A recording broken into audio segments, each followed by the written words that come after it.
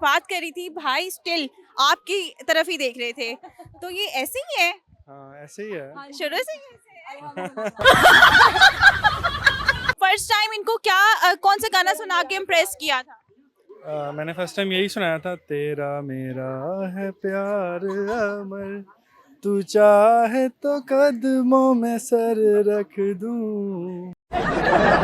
अगर जो कह दे नहीं गुजारा तो मैं तुम्हारा, अगर जो कह दे नहीं गुजारा तो मैं तुम्हारा, फिर इस पे मबनी कोई भी ताल्लुक कोई इशारा तो मैं तुम्हारा।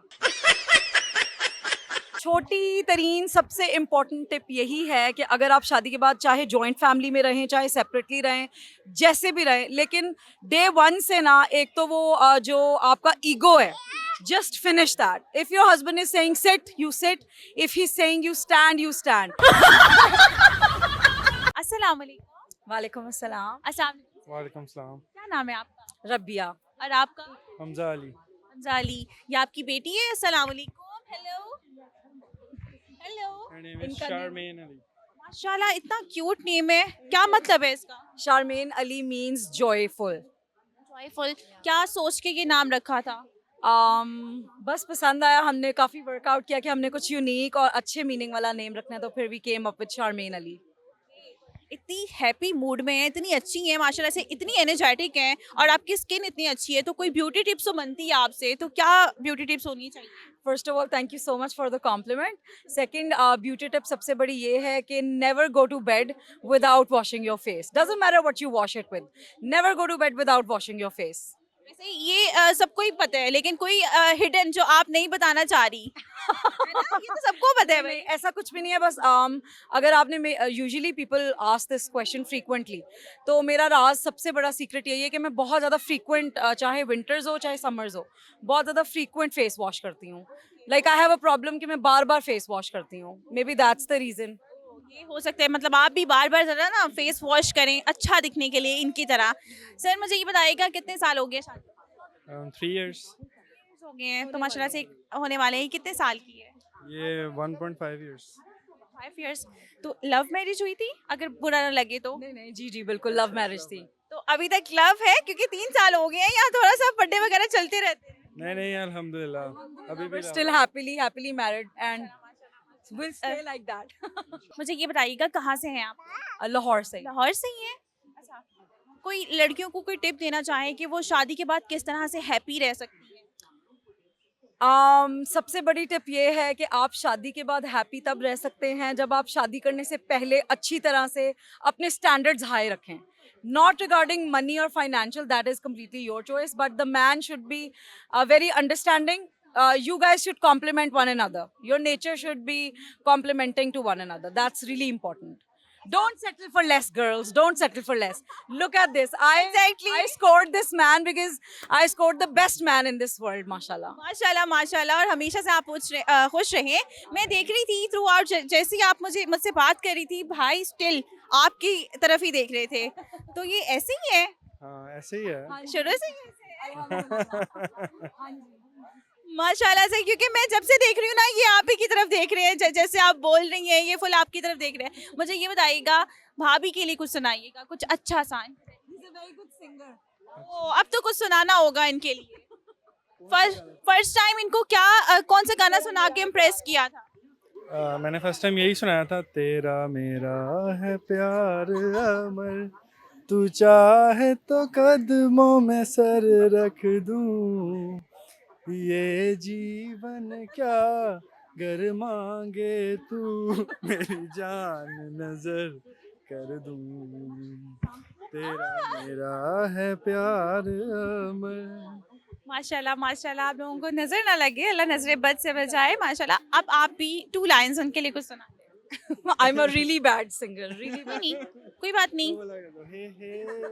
नहीं, that's a secret joke between both of us.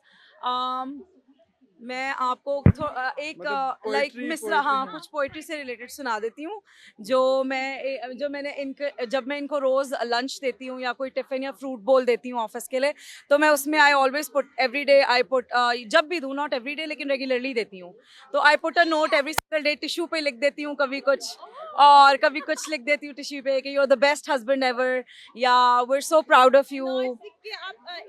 Lunch में टिश्यू पे लिख के मैं उसमें फोर्क लपेट के ना, फोर्क को कवर करके वो इनके डालती हूँ।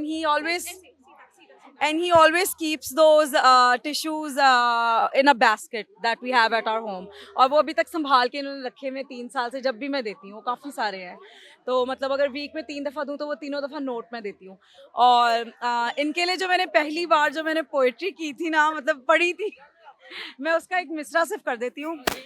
अगर जो कह दे नहीं गुजारा तो मैं तुम्हारा, अगर जो कह दे नहीं गुजारा तो मैं तुम्हारा, फिर इस पे मबनी कोई भी ताल्लुक कोई इशारा तो मैं तुम्हारा।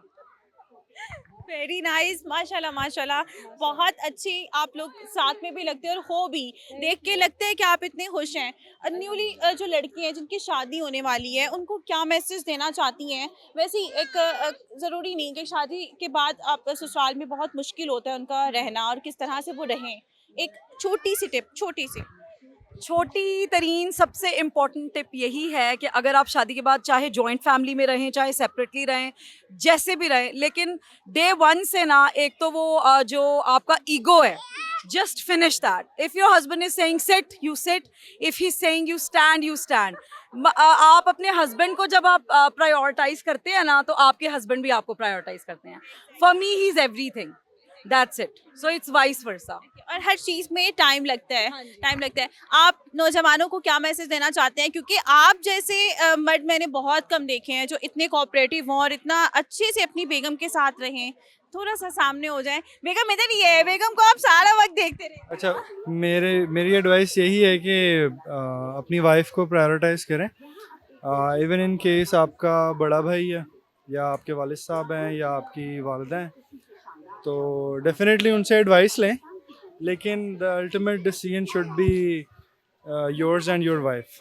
ठीक है, आपने खुद डिसीजन लेने हैं अपने लाइफ के, दूसरों पे रिलाई नहीं करना। और priorities you know each other. ठीक है, nobody else is the priority, everybody else is secondary. तो जो इमीडिएट फैमिली है वो आपकी वाइफ है और आपके बेबीज़ हैं। आपकी जो भाई बहन या माँ बाप हैं वो सेकेंडरी हो जाते हैं।